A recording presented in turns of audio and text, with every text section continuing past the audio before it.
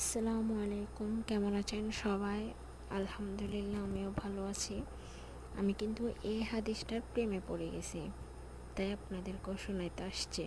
শোনেন, আপনি যখন নিজের ঘরে নীরবে কান্না করেন, তখন আল্লাহ ফেরেশতাদের উদ্দেশ্য করে বলেন, কোন জিনিস আমার এই বান্দার চোখে পানি আনলো?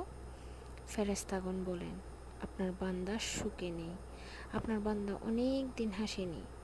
এই বলে ফেরেশতাগণ কান্না করতে থাকেন এবং আল্লাহকে বলেন, হে আমার রব, আপনি তো জানেন আপনার এই বান্দার হৃদয়ে কি রয়েছে, অতএব আপনি তার জন্য সব কিছু সহজ করে দিন।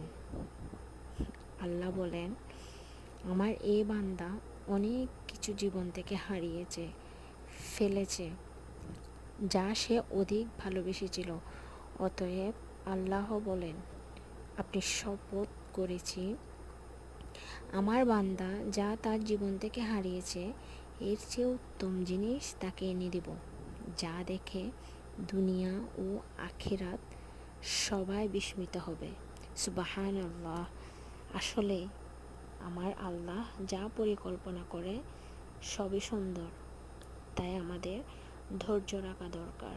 আর কান্নাটা না হয় আল্লাহর উদ্দেশ্যে ছেড়ে দিন চোখের পানি।